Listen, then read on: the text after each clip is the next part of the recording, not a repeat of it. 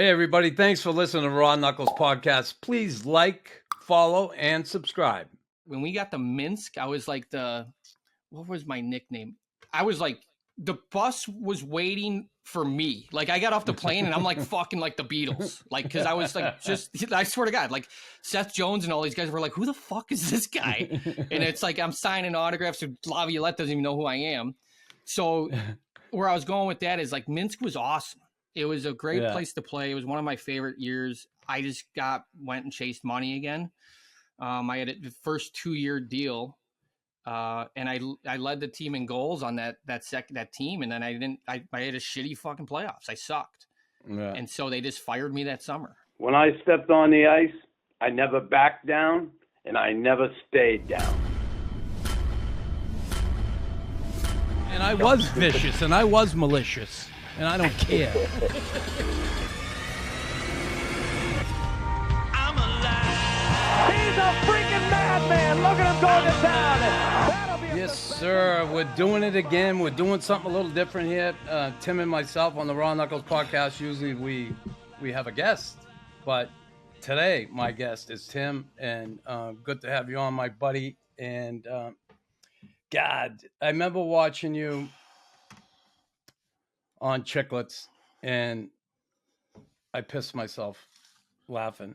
And I'm thinking, this kid, he is so funny. And then a little bit later, I end up meeting you, and we can talk about that later. But I ended up meeting you on a Zoom meeting, and we interacted. And I would listen to you, and we would do this Zoom meeting every week anyway. And when it came time to do the podcast, I said, I want to get this kid on. I think it would be a great pair. He's a little younger than me. Well, a lot younger, 25 years. Yeah. But both played in the NHL, both American guys. We're both like Irish, kind of. I mean, you're kind of Irish, aren't you? Well, I'm on the show because I'm Filipino nowadays, right? Like that was the big thing. Is you're like, he's Filipino. I need him. Inclusivity. I wasn't like trying out. I was just the only choice. No, there were lots of choices, but I wanted to go with you, and I'm glad I did. And here we are. But you know, we got the opportunity to meet in person. Down in Pittsburgh for a short time, but at least we got to look each other in the eye, which was awesome. But, you know, I didn't know much about your career. I did know the name. I did know you played in Winnipeg. But, you know, for you, hockey, you grew up in Chicago. What was is it like in those days growing up, and what was hockey like growing up in Chicago? Like being an American kid and wanting to play the game. How do you get introduced to the game? That's a tough question. It's definitely different today. I the youth side of things, and like Illinois is a hockey state today. I think, you know, when I was growing up, and probably very similar to you, but it was always Massachusetts, Michigan, and Minnesota were the only three states. And today, so like when I kind of went throughout my career, at first you would have thought I was from fucking Arizona or something when I said I was from Illinois, you know? So, but obviously the Blackhawks were big. You know, growing up with like Chelios and them in the early 90s, but I honestly got into hockey. My parents just kind of were looking for something for me to do, and my dad's one of 13. Get you out of the fucking house, you're yes. They're like today they're trying to figure that out. Like I still live with them. No, my dad's one of my dad's brothers. He's one of 13. He's got 6 brothers, 6 sisters. Grew up in Michigan. Was into hockey, and then, you know, his brother was like, you should get your kids on skates. And that's honestly, my dad didn't know how to properly hold a hockey stick when he first got one. But he got me on the ice, just kind of by where I lived outside Chicago, and like right away I just fell in love with skating. So that's kind of how I started. Yeah. So you jump out on the ice the first time, and I gotta wonder what that's like, because this is going to be a nice way of saying that you're not really tall. You have a low center of gravity. So, but did you, like me, I remember the first time I skated, I was all over the place, down, falling, everything. What was it like for you? Did it come quickly for you? And did you take to it right away, or? Yeah, no, it came quick. I mean, to be honest, from the age of like 5 to 10, I was the best probably hockey player in Illinois. Like I just picked it up and I was good. And I'm just obviously I'm kind of joking, but no, I was picked it up right away. I can't really recall. I started off by pushing a chair. It wasn't like anything. I didn't have like a skating coach, but yeah, no, I kind of naturally figured it out right away.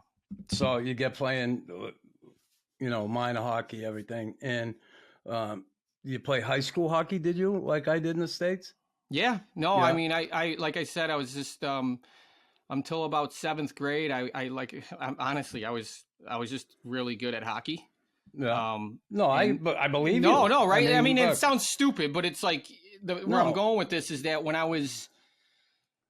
everyone started growing and I didn't. And then when the game became like you can kind of body check and, that's always a big step for, that age. Yeah. And it's just like for me, like I ended up because I played a little bit AAA. I was kind of like, like I said, above and beyond the guys around. And then I kind of vanished. And it was just because like, A, we didn't have the money, and B, I just was like, didn't grow. So I went and just played my high school hockey.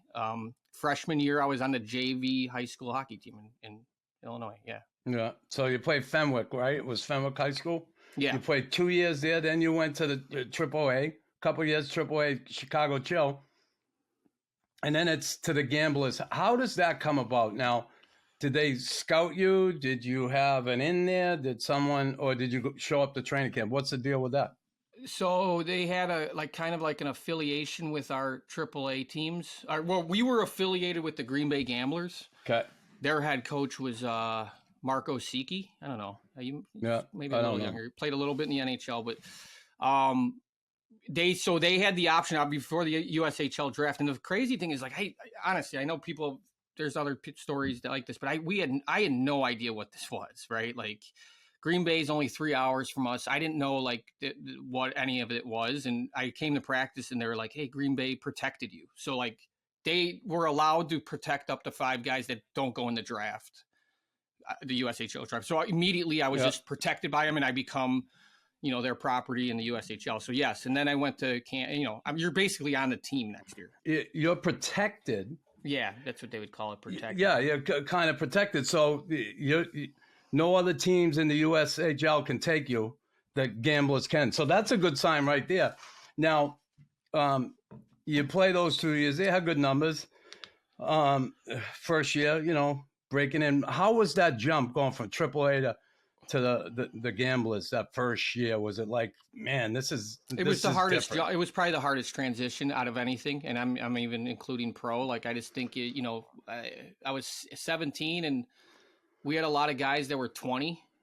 And that was a big difference for me. And it was just, like I said, I didn't know what was really going on. I didn't know like this was a league where you wore like half shields, you're fighting. It's like pro almost kind of. So it was kind of it was a huge jump. Like I was a healthy scratch, first couple weeks. And then, I just kind of started playing and got my feet wet, but yeah, it was right away. It was almost like intimidating for me. Like I wasn't used to like, any of it, but I adapted eventually, obviously. Well, obviously, again, the intimidation part and, players are better, they're bigger, faster, stronger, a little older than you. And, only playing that physical style of game for so many years and probably not taking part in a whole lot of that, being a smaller player. It's not an easy,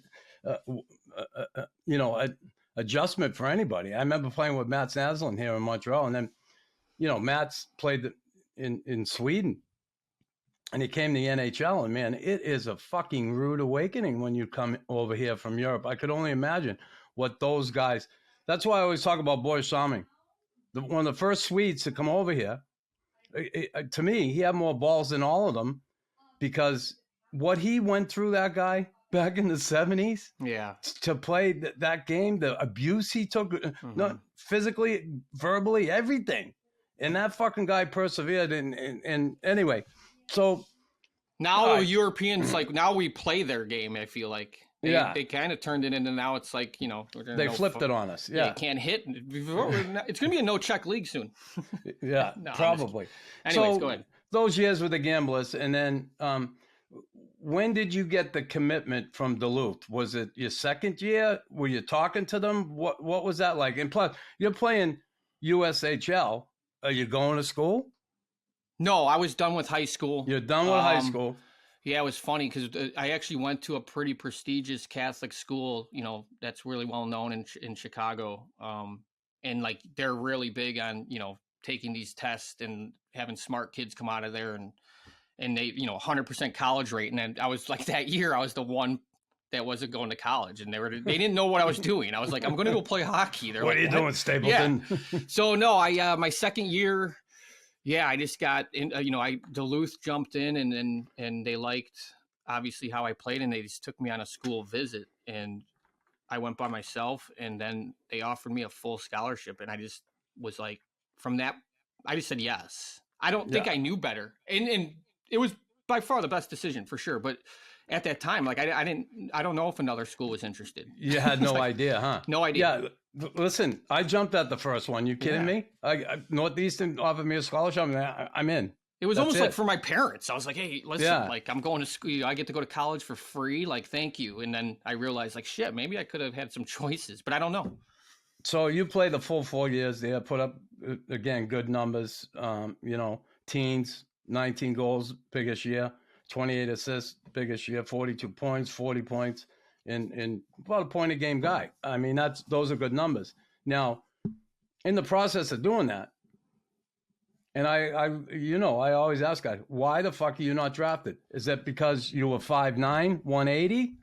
And that draft year, the NHL had a lot of fucking big idiots, right? It was a pretty big league at the time. No, 100%. It was, you know, it was 1,000% a size thing at that point. I mean, you know, like you had to be, if you weren't sick, they would like, if you were 6'5" and never skated, they would like draft you. Like, you know what I mean? Like it was crazy. Come aboard. Yeah, we had a pretty good Green Bay on that Green Bay team. Like Matt Green, remember that defenseman? Won a couple cups with LA. He was on the team. A couple other guys that got some time in the NHL. But yeah, I knew I wasn't getting drafted. I didn't even think about it. I remember I was just cheering for like Matt Green to get drafted. But honestly, because I was like, oh man, it was cool to say I was playing with someone that got drafted. But yeah, there was not even a question that I was going to get drafted. I didn't even think about it. So you don't get drafted, but that college experience is invaluable. And a lot of Canadian kids obviously geared to play junior hockey. They grow up with it. The goal is the NHL. They can't wait to get there. And there are some Canadian kids that certainly go off and play college that maybe they realize in education. Maybe they realize earlier, they get information from family members or whoever saying, listen, go and get a degree. You know, education's key. Chances are NHL, very slim. What do you tell a parent if they come to you, Tim Stapleton, and say, hey, Tim, I'm thinking of sending my kid to junior, not sure, maybe college. What do you tell that parent? What's your advice to a parent? I just had a parent ask me this about their kid, and I mean, at first and foremost, I just kind of asked, like, you know, her concern was, do I just have my kid go to college, like Division III or whatever, you know? But he's kind of getting some interest in junior tryouts. Like clearly, the kid wasn't getting like, you know, it was going to be, you know, hit or miss and try to make a team out of tryouts. And at first, I was just like, does your kid want to go? You know, like, does he want to do this? And then I said, if he wants to do it, then definitely try. But I'm a big fan of the college route. I mean, I don't know if I'm uneducated on the whole Canadian junior side of things, but I feel like if you're going there, like your goal is to get drafted, you know what I mean? You're going to go play pro hockey. Yeah. I'm realistic on the chances of really doing that. As you know, it's not easy to become a professional athlete in anything, but if you can, you know, I think it's realistic. It's still very slim numbers to get a college scholarship for a sport, but I don't know. I mean, we both did. I don't know. Right? If you were in a position where you knew that was happening. I really didn't. So for me to kind of push someone away from that possible choice or dream would be like wrong, because I clearly was able to do it. It's funny. I look at the junior route, and it's great, but you know, so many guys do come out of junior and go to the NHL, but think of all the guys who don't. Like, there are a lot of guys, and just think at that young age of, say, 18, 19, 20 years old, dealing with that rejection of, no, you're not good enough, see you later, boom. And now you got to start your life over. Not easy, but still, it's done. But some kids at such a young age are devastated, and you hope they're able to get through that and bounce back and go ahead and have a good life. But to have that degree and that college experience is unbelievable. Like, I only stayed 3 years. I left after my third year, but just the whole experience of classes, chasing the girls, the college scene, it was fun. It was unbelievable. Oh. And I'm so glad best 4 years of my life. And we went to the Right? Frozen Four. We had some success and like, some of my best friends are from that, that time. And I'm still friends, obviously, with them today. But I always explain to someone, I'm like, imagine scoring a goal and like 2,000 of the people cheering are like your peers. Right? Like, it's like you're you know what I mean? Like, there's no other way to explain it than like, you're just like, I mean, and there's more to it. Like, you're part of a school. Yeah. I don't know. It was awesome. There was so many fun. Which year did you win the championship? We just went to the Frozen Four. The Frozen Four. What year was that? 2004. 2003, 4, my sophomore year. 3, 4. Okay. Yeah. 3, 4. And I can tell you that we at the time were like the JV squad of like the Gophers. So like everyone that was like, Minnesota high school hockey. I don't know if you know much about it, but it's fucking nuts. I remember I was like, people were like running to their dorms to watch like a high school hockey. I didn't get it. Obviously today I realized like how crazy, and like Blake Wheeler, like I was just like, this guy's going to come out of high school and go like play in Division I. And he did. He went and had a good, so they definitely have some good hockey. But yeah, we were just like, I mean, it was just funny. Like we were like the misfits, our team. We were all guys that like couldn't go to the Gophers, were never looked at to go to the Minnesota, University of Minnesota. And we were just kind of a bunch of like criminals almost. And we just the sophomore class, my freshman year, had 13 of them. So they all came in, 13 of them. So like by their senior year, my junior year, and my sophomore year, like we were just like a solid squad. And now they're a powerhouse. They've won a few championships. Of course, when I leave, they win. Yeah, well, that happens. It happened to me at Northeastern. I left. They won the Bean Pot. They'd never won it in I don't know how many years. They won one Bean Pot before that. I turned pro. They win it the next year. God bless them. I was so happy for them. It's awesome. But so, not drafted. And I always say this, and I know sometimes guys tend to minimize what they've done in their careers. You played 118 NHL games. Now, I only played 100 games. Or I'll talk to a guy, I only played to get to the NHL and play one fucking game is such an accomplishment. People don't understand it. And I get it. Sometimes you say, oh, I want to measure myself. I wish I could have played 1,000 games. I played 688. I'm like, fuck. But I had all these injuries that I never got credit for games that I was there in those years near the end, and I never got quite close. So I always, I know what it's like in a sense. I say to myself, fuck, I could have played more games than that, when I look at it. But still, to get there and play one game is an accomplishment for anybody. I don't care who you were, if you're John Scott, Tim Stapleton, whoever, you get there, it's an accomplishment. But even when you look back at the road too, not drafted, I mean, your first stint in hockey is with the Portland Pirates. Then you end up in Finland. And then you end up with the Mollies. Like a lot, like the chasing of it, chasing the dream part of it. I don't know if people get that. So you're chasing that dream. You go to Portland, you're only there 9 games. What went on there, and why the detour to Finland? So when I forgot his name. McNabb was his last name. Some scout for Anaheim was coming to watch me, like kind of junior. Not Peter McNabb, Max McNabb. I think it's McNabb or I don't know, whatever. It's probably it's probably something completely different. But this guy from Anaheim was like one of their scouts, and he was watching me, and then he just really liked the way I played. And I knew like, that was an option. He's like, you want to come play on a PTO, right? Like immediately after my last college game. And I did. And man, I don't know. Like, I don't think I wanted to do that. I think, as you know, and maybe we'll talk more about it down the road of this interview, but like, I'm already someone who naturally doesn't like to get in an uncomfortable situation. So if I don't know people, I think, did I want to play pro hockey? I think, yeah, but I didn't really want to do it at that time, but I did because all the other guys on the team are like partying and finishing school. Like I didn't finish my degree till like 3 years ago. I was playing pro hockey, and I was also a security guard.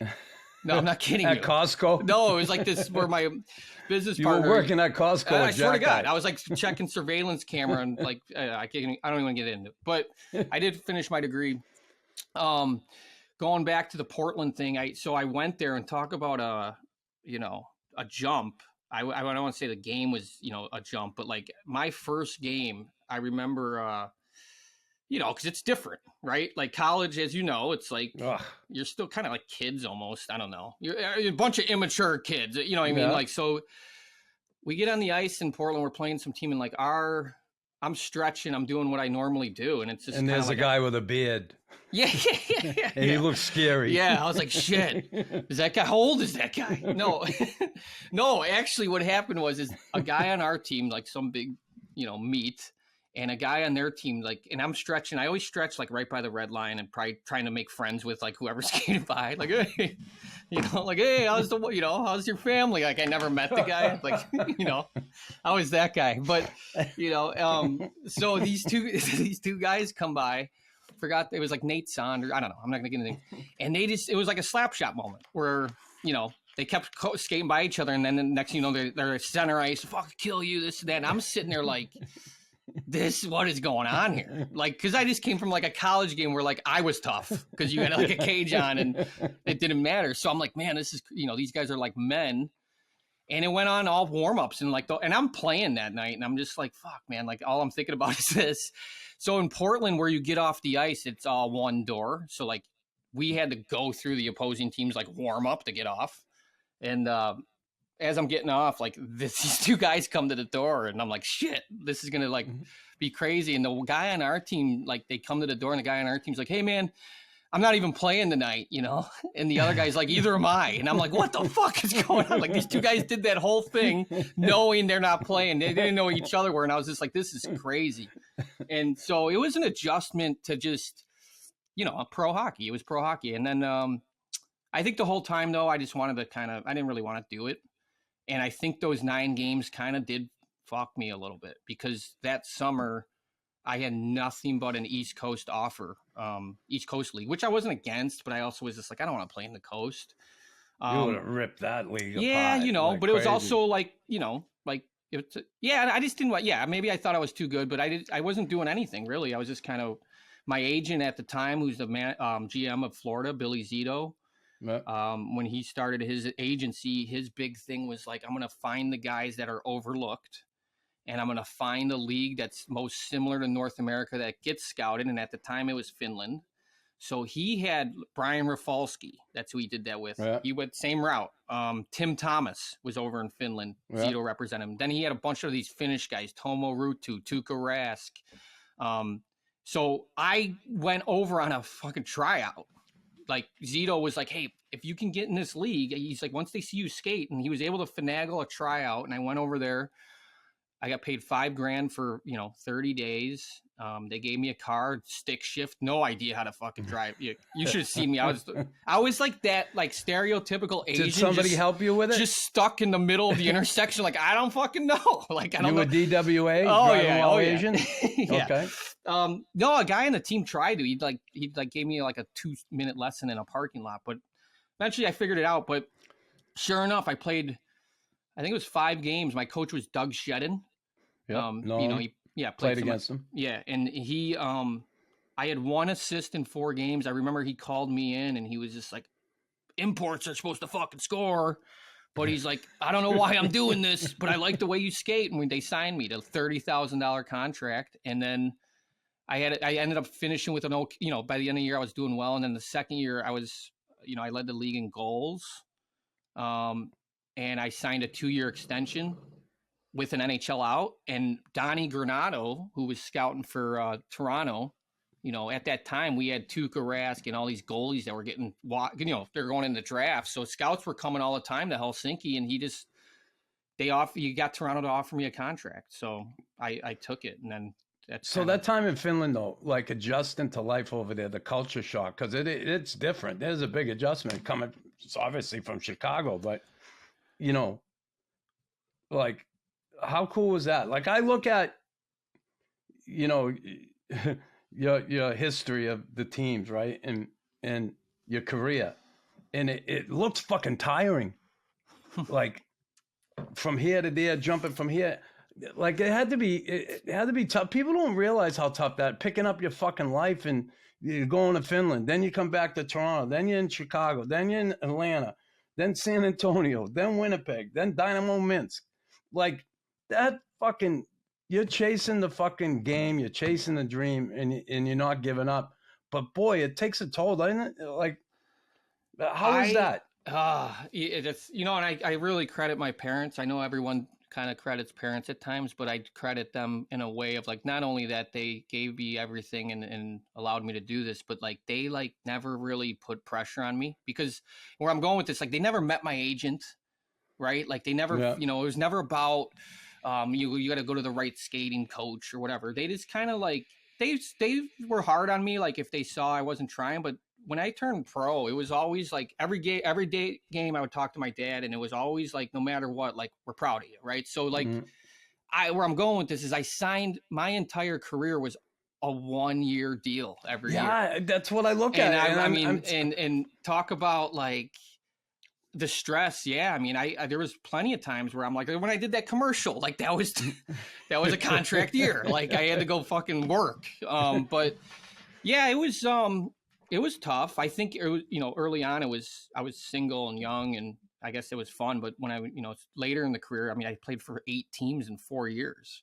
Yeah. And I don't know if you remember I don't know, you probably didn't listen to Josh Hennessy's interview, but he was like, I never seen someone like trade themselves. And I can honestly say we'll get into that if we do, but those last, it looks like I was a bad teammate, but I swear I was a good teammate. Yeah. Right. Sure. Yeah. Sure. But no, it was tough. It was, you're right. But that's what I see when I look at it. And I think, because I try and put myself in those shoes. Okay. And yeah, you're single, but still, you must have had a lot of fucking lonely nights.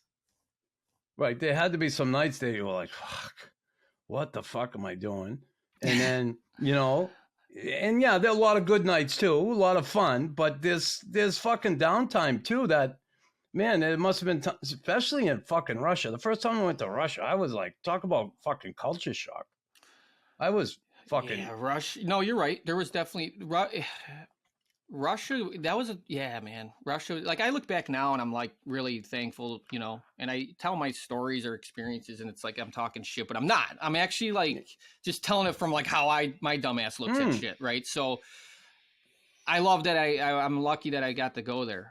But man, I remember 2 Christmases in a row. I was like at the Far East team in the league, which is like just north of Japan, and I was in a hotel and there was like that's Magnus Starsgård. Yeah, but we were on the road. We were like, it's a town called like Admirals, the team, or Vladivostok or something. Yeah. And where I'm going with this is like there was like no internet. There was like a little thing of internet, and I found where it was. So I'm standing like holding my computer in this hotel room on Christmas, and I'm just like seeing all the Christmas pictures of my family and stuff, and those times were tough, man, because then you start questioning like, was it worth it? Like, is it worth, I remember my agent when I first decided to go to Russia, he's like, listen, you're gonna get, because Winnipeg wanted to they wanted to sign me, but the lockout happened and I got offered kind of money that I was a minimum salary guy in the NHL. I don't think it was gonna get much better, and I remember when I got offered in Russia, I called Chelios. He gave me probably the best advice. And he was just like, hey, like, he spoke of like, hey, I get it. Like, I'm a Hall of Famer, cup, whatever. We're kind of different here. But he's like, when you're, it's great when you're playing. Your dad can tell people you're in the NHL, your buddies are, hey, but when you're done, no one gives a fuck. Yeah. And he's like, if I were you, go make some money, go set yourself. And I did. And then and I'm glad I did. But I remember there's many times where I'm like, wow, did I, was it worth it? But I think that was more of just a personal issue. And I think it was very normal to think like that because, like you said, I was in a different country and, they weren't I was in Russia, that's for sure.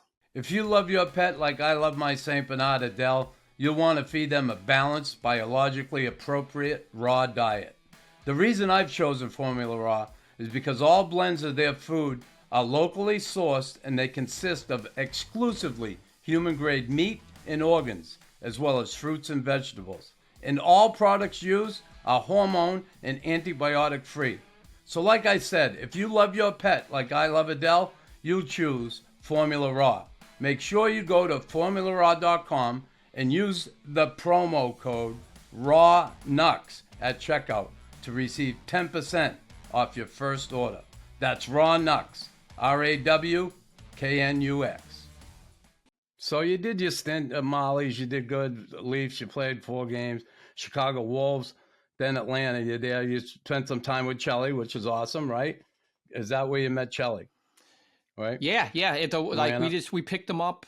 No. Well, in the Wolves, right? In the Wolves. So yeah. that's where he just like out of nowhere, they're just like, we're going to sign Chris Chelios. And he just like came in and like put a sauna in our locker room. Fucking. I don't want to hang him up. And he was, I want to hang around the locker room. Yeah. He's like, and he's, as you know, I mean, he's the best because it was just like within like, I grew up watching him and I grew up a Red Wings fan before he was on the Wings. Like I fucking hated him. Right? Like I was a fan. Like this guy sucks. Yeah. He's a pussy. Like, and then, fast forward, here he is, my teammate. And obviously at that time I had nothing but respect, but like within a week, he was just like, man, this guy's just like one of the guys. Like he was never, it was amazing. And he didn't have that aloofness about him. No, and he was very just like, oh, my buddy's going to come down after the game. And it was like, Eddie Vedder or something. It's like, let's go rip it up. Yeah. Yeah. And he was always just one of the best teammates I had, and we became friends. And yeah, and then I got called up with him. It was kind of funny. And then we got sent down. I think I'm one of the only person in the world I could say I get sent down with Chris Chelios. So you and Chelly get sent down. Yeah. You end up out of Chicago, in San Antonio, couple games, and then you end up with the Jets. Your longest stint in the NHL, 63 games, and pretty good numbers. Now, what the fuck happens there? Why don't they keep you there? Why don't you stay a Jet? Because for a kid just coming in there, 27 points in 63 games, it's not shabby. It's not like, come on. Why not a longer sniff? Why not? Well, the lockout happened. Oh, shit. And so that's right. And then they wanted to resign. And then, I mean, obviously people were, think like it's kind of cool. Like I know what happened, and it's kind of like, hey, I didn't like not get a job in the NHL, and that's what happened. It's like, lockout happened. I chose to go. I probably could have played a little bit more, but regardless, the thing about Winnipeg was I was originally signed in Atlanta, and they had our coaches, our GM was Rick Dudley. And then, and Rick Dudley's known for like St. Louis, I think, kind of spotting him and giving him a chance. Yeah. And so like he really, really liked me. Doug's a good guy. Oh, he's awesome. And he was, I had a connection with my agent too. Like they were close. And so, sometimes that's how it works. And Craig Ramsey was our coach. And then we had like John Torchetti.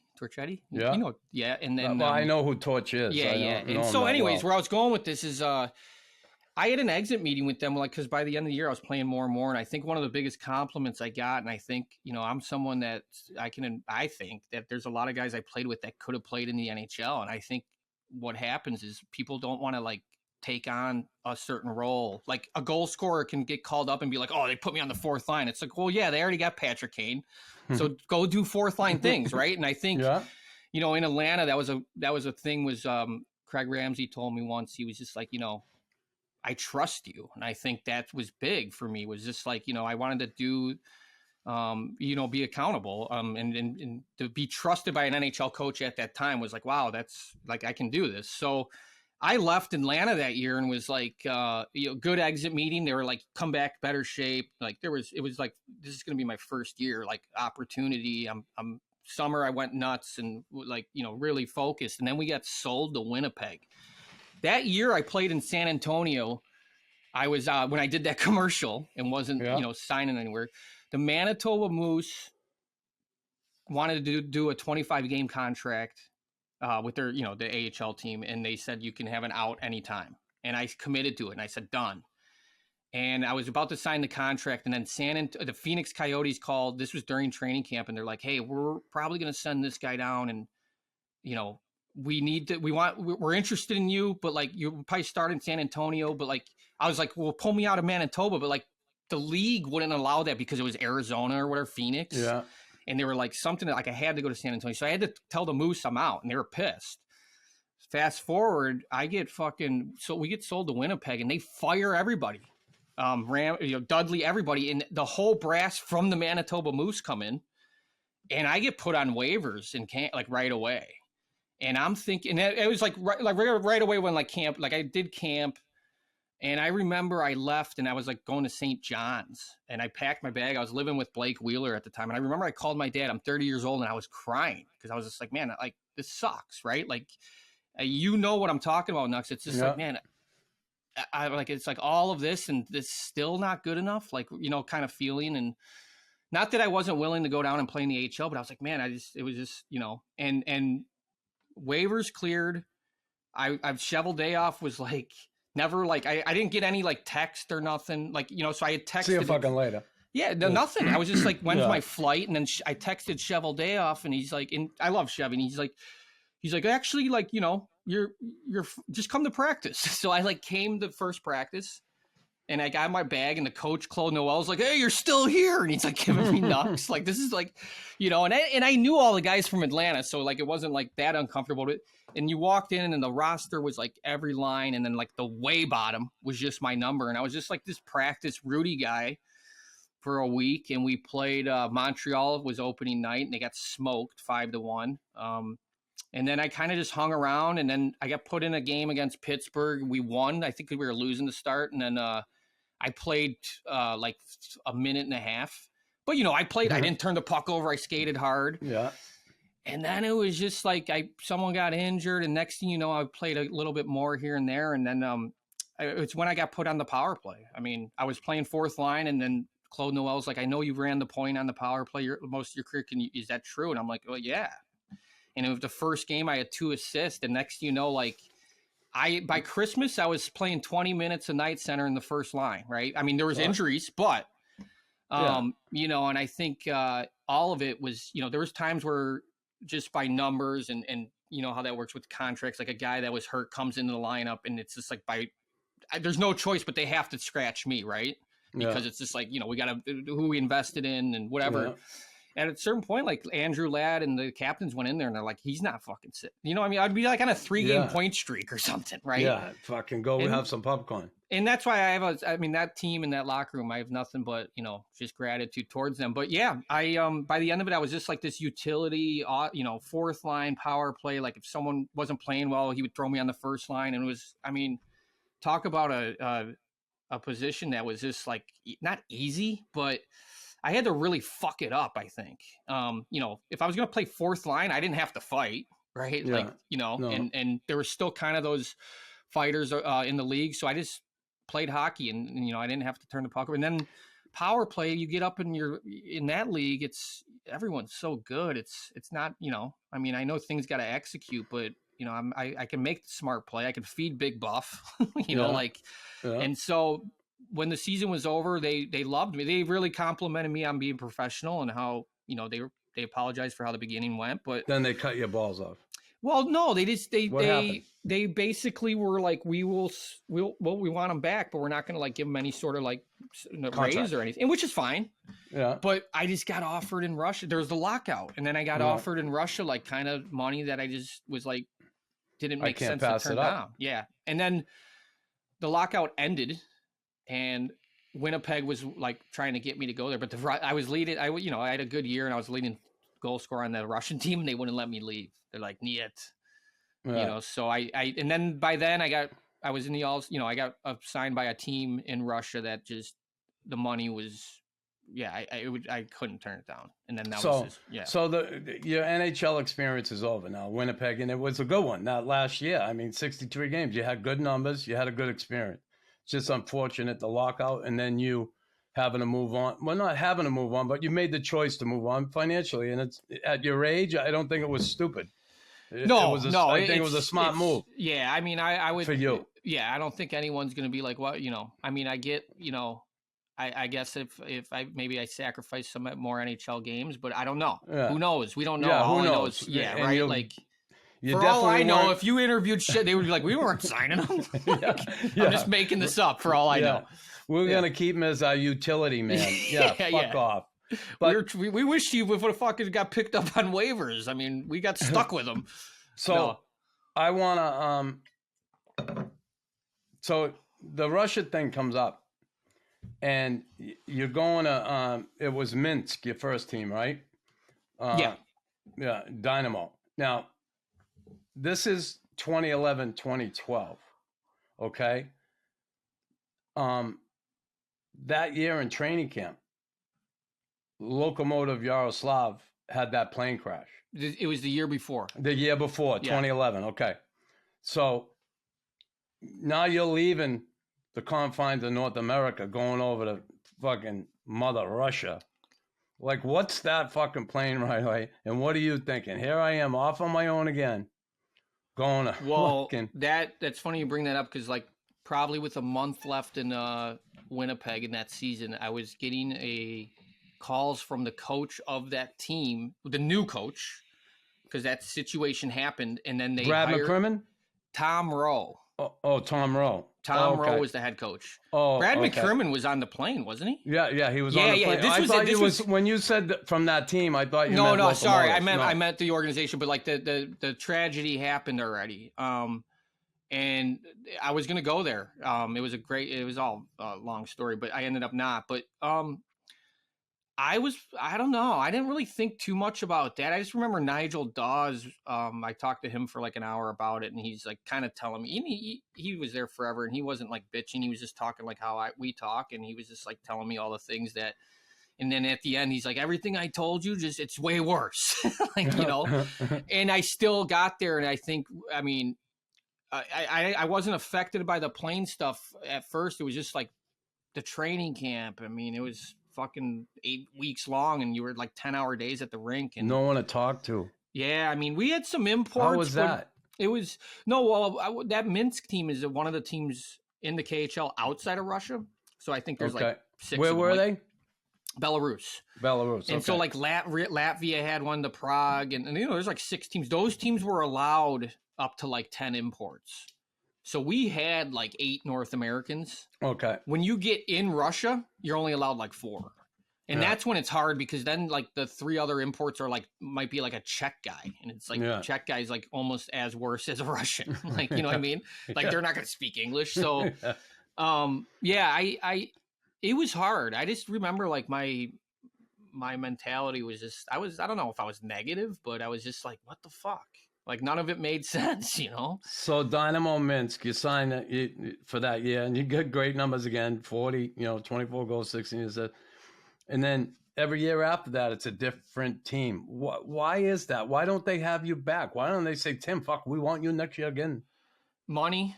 Money. The one thing about the teams I just said in Russia, like they'll pay you like double those teams outside. Yeah. Outside of Russia, so they offer. I don't have any regrets, but part of me wishes once. I mean, I think about like what it would have been like if I stayed, because Minsk was like home. Like it was. I was just joking the other day. I was like, when I played in World Championships, and I forgot 2014. It was my 3rd World Championships. It was in Minsk, and it's fucking. First off, it started off like Peter Laviolette was the coach, and I was the only like non-NHL guy at the point. So like no one like fucking knew who I was, And Donnie Granato, who I grew up in obviously known, and I played on the TUSA team, but like no one, it's not like anyone knew the year before or anything. But like Donnie Granato was like, hey, go talk to like Peter Laviolette and like let him know. Introduce yourself. This was like in the security line, and I'm like thinking to myself, Knux, I'm like, I had 3 assists once against Philadelphia. The guy knows who I am, So I get there and in line and I go, hey, coach, my name's, and he was just straight, like, he's like, I have no idea who you are, and I don't know. And I fucking asshole. I had an issue with him. I didn't like that right away. Where I was going with this is like, when we got to Minsk, I was like what was my nickname? I was like, the bus was waiting for me. Like, I got off the plane and I'm like fucking like the Beatles. Like, because I was like, I swear to God, like Seth Jones and all these guys were like, who the fuck is this guy? And it's like, I'm signing autographs to Laviolette doesn't even know who I am. So where I was going with that is like, Minsk was awesome. It was a great place to play. It was one of my favorite years. I just went and chased money again. I had the first 2-year deal. And I led the team in goals on that team. And then I had a shitty fucking playoffs. I sucked. Yeah. And so they just fired me that summer, So it's every year at Kazan, you went to Netamifink and Megalon. Yeah. Whatever the fuck that is. And then you end up in the, what was it, the Italian League, Lugano? No, that's Switzerland. Swiss League. And then then I started getting real shitty at hockey. And I think, my off-ice habits kind of increased in the summers. And I also just kind of, it was, I don't know. It's hard when you're playing for like a lot less money, right? Like, that was a big effect. It was like, I was not even coming close. Like, it was like a 10th of like what I was making. And so I was just trying to cruise through, So the end there is Alton in the Swiss League, and then Ingolstadt, whatever the fuck that was. So when does Tim, and when I look at that, I get tired looking at that stretch, okay, after you left Winnipeg, because fuck, it's just so, like, moving here, going here, the anxiety of it, and meeting all new people, and fitting in, and like, when you finally said, what made you finally say enough? My wife and kids probably, and so also at that point you're married, yeah. Well, yeah, right? I'm like, no, I wasn't married. I had kids before. Okay. I don't know if my wife's family's to this day they're Greek. I didn't do it the traditional way. I think they love me, but so yeah, it was just a lot with she was a trooper, and it was just like I mean, by this point my contract, I got re-offered in Germany, but it was like $60,000, which is fine. But at that point, it was just like, I'm done. I was okay. I think at that point, it was just like that whole, like, I was a veteran guy, and just like, it was already starting, like, we got to play the young guys. And I was like, I thought maybe I was better than I really was. Like, I thought I was just as fast as I was when I was, and I think that all caught up to me. And all those teams at the end, like, I honestly went in and kind of traded myself. Like, I wasn't getting the ice time I wanted, and I wasn't able to play the way I wanted, but I also like wasn't like a version of myself, I used to be. And I was finding ways to try a new team. And that's why there wasn't so many teams, but I did end that last year with Doug Shedden again. So I started with him and I ended with him in Germany. And I think for me, it was just time to I just didn't want to play hockey anymore. So Russian gas, tell me about the Russian gas story again. I want to hear this, like, from. There's, fuck. And then people ask me today, like, what was it? We're going to move on from hockey after that. Yeah. Russian I mean, gas. like Russian gas, I mean, that's why I love Russia so much, right? So it's a recovery. I mean, I don't know what it is. It's just like the travel was so long in the league. Like, you'd go on like 9-hour flights. Like, this guy, like, they called him the Russian gas man, right? And he would have a tank, and I'll file up, and like after practice, and he would, lay you down and just pump you.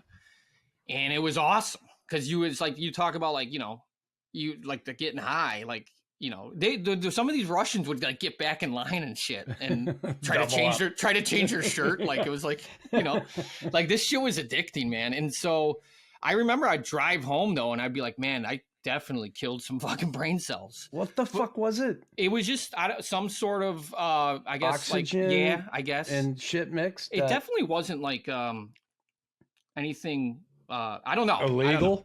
I mean, you'd walk in the locker room, and there would be a white cup with just pills in it, and they'd be like, take your pills. It's like, what is this, One Flew Over the Cuckoo's Nest? I'm not, what am I, what the fuck, And so like, you never knew what anything was. And then you're like, hey doc, I got a stomach ache, and he's just like, injection? I'm like, what? You know, I'm like, no, So- I need like a Pepto-Bismol or something. They obviously do things a little shady over there. How about payday? What's that like? Brown paper bag? Fucking. I just kind of like at the end of that got that. I got all my money. Did you get paycheck or was it? It would always just go into my cash or- account, and I'd wire it home. Yeah.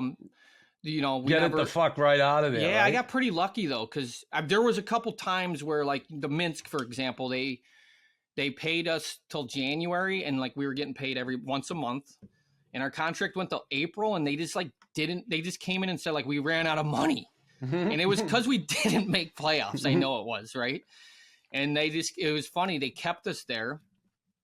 Because they were like, if you leave, so the season's over, and we had to stay 30 days, and like we didn't do anything but come to the rink and check in, and then we would have to like, you know, and that was it. And then I did that. I just remember every time the GM would come every weekend, every Monday, you'd come all tan, and you just went on vacation. He's like, we have no money. Just Maybe go back next from week, Sochi. because at this point, Knux, it's like 3 months of salary. You know, and so I'm just like, shit, man, like all this, and I'm not going to get like what's owed to me, which was a lot of money. And a lot of guys were going through the same thing. And all of a sudden it was like that. You ever seen the movie Argo? No. With Ben Affleck? Well, anyways, there's a Oh, scene. yeah, I have. Yeah. There's a scene at the end where they're flying, they're getting out of there, and then they're like, we cleared, you know, customs there or whatever, and they all get up and they're crying. Like that's what like this was like when We our cleared agent called. Iranian airspace. Yeah. It's like we got a call one day, and it was just like, you guys could go home, and like guys were like crying. Like we were just like grown men, like just so happy and to leave. still didn't get the money. No, it was that year I played World Championships in May, and all of a sudden all my money was there. Just so they followed paid through. me. It Wow. was just came in May, and I got it. And then the next year I played on kind of the next teams I played on were like the most professional teams in the league, and there was never an issue. But guys, I mean, you know, there's stories all the time of guys not getting everything. I had like a $50,000 bonus for like 10 goals, and I had like fucking 28 goals, and then they claimed like I was a -6, and they were like, you had to be a plus. I'm like, that's not. I'm like, A, that's not true, and B, my agent's the one telling me this, and I'm like, you're the one that probably took the 50 grand, right? But you can't do anything. You're just like, you're fucked. You have no recourse. Yeah, I didn't really. Call Putin. Yeah, fuck Putin. Yeah, Call Putin. He'll help you. Oh man. So you know your career ends, and it's not you finish playing, and you go back home. Now, my first year out, I'm going to take time away, step away, boom. You know, and I struggled with that transition. How difficult was it for you, the transition? Leaving hockey now, you're apparently ready to leave, but you're never quite ready to leave when you get there. It happens, and how's that transition, those first year or two for you to get out of hockey? It was like a moment. Oh man, yeah. I was lucky to be able to just like financially at the moment. I didn't make enough money to never work again, but like I was in a situation where I didn't have to give a shit for a year or two or whatever. And I kind of just golfed and just, you know, I was very happy to be done playing and but yeah, I just kind of went, you know, habit wise, I went down up, you know, a lot of, you know, just kind of having fun and where I'm going with this is it wasn't a right move for me. I'm not saying it's a wrong or right move for anybody that retires, but like I've struggled with the structure. Yep. Like that's what the thing, you know, I do miss camaraderie and stuff, but like to be able, like we were just given a schedule every day, right? Like meeting at 8, be here at 9. Like I didn't know how to do, I still am trying to figure that out. Like, you know, like I wake up sometimes, I go through days sometimes where I'm like, I didn't do shit.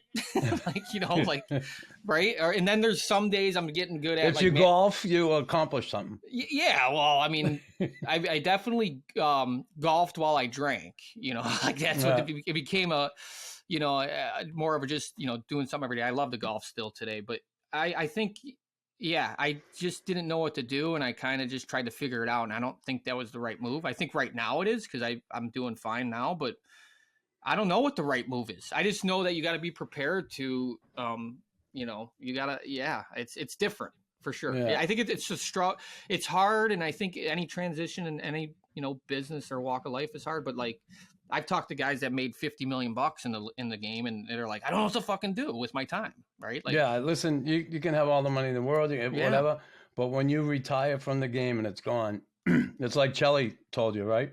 No one gives a fuck. yeah, See you later, and you're gone. That's the old piece of meat mentality. And when you are on your own, you're left to your own devices. Sometimes that transition can be difficult. I know it was for me.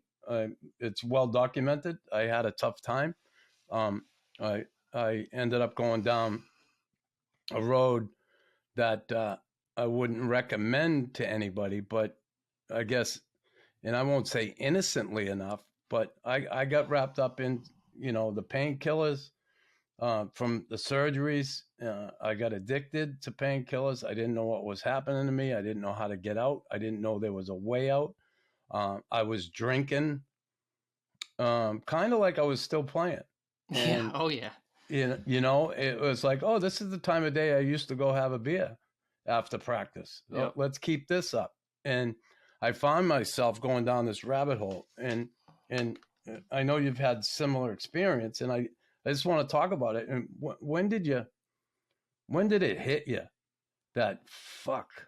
yeah. I mean, Something's going on here. I don't know what it is, but something's going on, and I got to do something about it. Yeah. It's we can. It's what's crazy about when you started this this interview off, and you said about how we met in Zoom and this and that. Like, I had a similar, I guess, certain level of similar habits and addictions, and I like to put painkillers and the booze, and I think as it becomes a dependent eventually. Like, it feels great and it helps you not care, and then next it's like, fuck, I need to do this. And the fucked up thing is I watched at one point, I watched your documentary. I don't know if I think I've told you this, and I was like, at the time I remember the way you were describing things, and then kind of knowing where you were at that moment, and like how you were like, it was kind of like a hope thing. Cause it was like, then I knew, I was like, man, I might have a problem here, like, cause it's like, this guy's like, but at the time I was definitely didn't think I had one. So there was a question there. And that was probably 3 years prior to thankfully, like, eventually. So when you got help. Yeah. So at that time, I remember my wife was like she was in the background in the kitchen. And then I went in the kitchen. She's like, cause it was like kind of like emotional. And she was like, she's like, that's you. And I'm like, that's not me. That guy's way worse than me, like, and so like to be crossing paths and we're doing this is kind of something that's like, you can't really, it's not a coincidence. Nah, it really isn't. It's, you can't explain that. I mean, you definitely know what I'm talking about. And it's just like, I didn't fucking plan any of it, but my story is no different than a lot of the same stories. It's just, I like to have fun. I like to drink. I mean, it's people drank in my family. I mean, are they alcoholics or addicts? I don't know.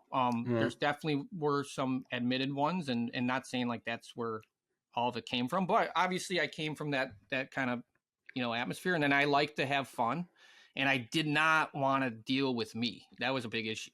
All these years, like what you're talking about, I still struggle with like my first NHL game. It's like, I'm looking around the room and I'm like, wow, what am I doing here?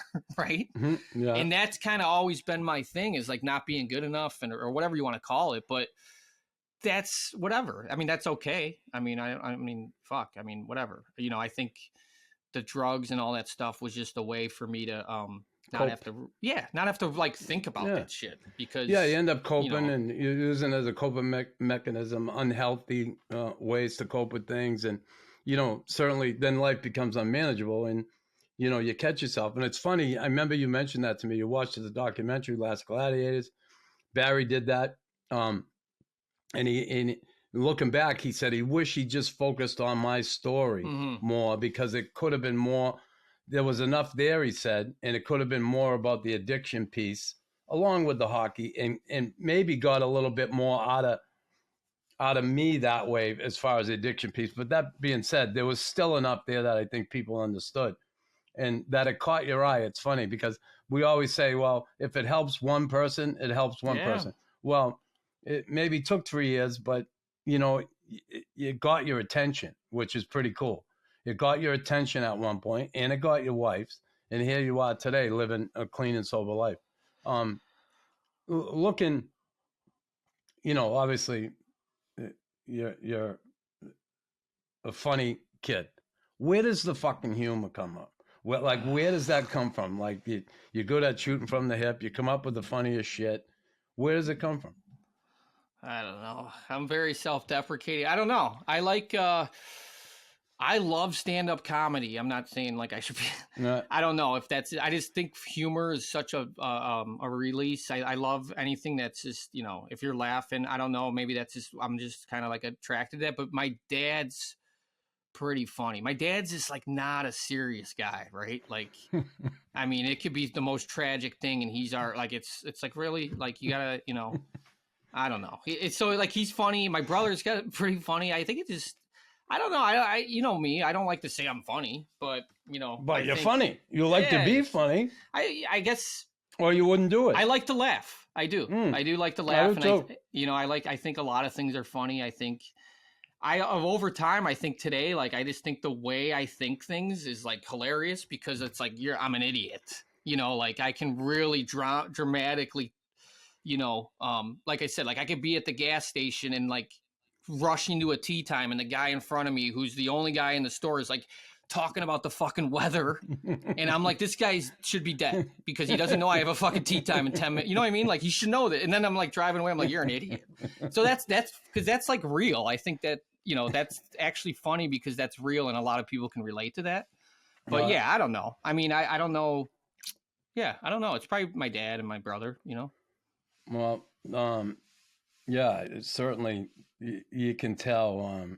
I know when we're around other people, and I see the reaction of other people when you're funny, that it certainly has an impact. And one of the funniest episodes ever was on Chiclets was you, right? One of the best episodes ever. Man, what's funny about that episode? How was that? Like, let's talk about that a little bit, Chiclets. That was like sick. I mean, that was early on, like of trying to start, just trying to be a better self, right? Like, so maybe 6 months, and no one knew, right? And I kind of was like going into this thing, like when they, right at the time, Spittin Chiclets, was just still like doing like, there's some episodes back in the day where like just Whitney interviewed somebody. So clearly like they were going out and getting their own like guest and then like making an episode out of it. And you can hear like it. And so when Whit asked me, because I just we crossed paths in Rush and just had the same friends, and he asked me, and I was like, yeah, done. They were in Chicago, so I went and at a hotel, and I'm going into this thinking like, they just had like Crosby on at the time, and I'm like, if they're going Crosby to me, this is strictly just Whitney, right? They might not even ever play this episode. And so I was in the lobby, and then in Philadelphia was at the same hotel, and I didn't have a key to get up to the room or whatever, and I saw Kevin Hayes, and Whit was like, we're interviewing Sopel or whatever, and we'll come get you or whatever. And then Hayes was like, hey, I'll bring you up there. And then we get up there, and I'm thinking we're just going to go see Ryan Whitney. And next, the door opens, and it's like the whole crew, and they all erupt. Like, they're like, Hazy, he's like a reoccurring guest. He's like, I love Kevin Hayes, but they're just going nuts. And then RA goes, hey, who's your buddy? I'm like, buddy, I'm the guy you're fucking interviewing. They didn't even know who I was, Knux. I was like, I'm the guy you're interviewing. And then even Biz, like we Mr. knew Biz, we knew of each other, but we never really played. Like Biz just was like, oh, you're Tim Stapleton. It was just like, I'm like, yeah, guys. And so like it kind of started off like or it was just like right away. I just kind of was like, all right, this is stupid. Let's just have fun with it. Right. I think the episode there was no intention to be like, hey, we just kind of rolled with it. I know I had like, I thought at the time, I'm like, I can't be funny or do it like who, and it's all bullshit. Yeah. And I remember, we had fun with it. I didn't know. We got done, and I think the Grinelli was like, that might have been the best episode we ever done, and whatever. We just laughed, and then I left, and it was like, when is this going to come out? And then like when it first came out, within 10 minutes, I get a call from like this Russian agent, and he's like, Tim, Russian media hockey do not like you. Like, that's exactly what he said. And I was like, because apparently the coach I was trashing, that would be like that'd be like a Russian guy trashing like Scotty Bowman. Scotty Bowman, but but not only trashing him, calling him Steve Bowman, because this guy's name wasn't like Igor, it was Vladimir. He's like, so not only were you trashing like a guy who taught Datsuk, you didn't even call him by his right name. Oh, that's funny. And I just remember, like, I was like, fuck, and so I'm too bad, you fucking Russians. Come on. Yeah, no, you're fucking harder people than that. Relax, you fuckers. But that episode, good for those guys. I think we wouldn't be doing what we're doing without them kind of paving the way, I think. But, that for them to take over the hockey world, I have to like Google myself to people to say I played professional sports. Now, like, people are just like, hey, are you the Spittin Chiclets guy? And now I'm like, yeah, I also played too, like, I wasn't just some fucking fan. The Chiclets guy. Yeah, they've done a good job. They're fun for sure. Yeah. Oof. They're no RawKnux though. Fuck. No RawKnux. Yeah, they don't have they're too sensitive for this show. Yeah. We got the fucking armor on. We're good.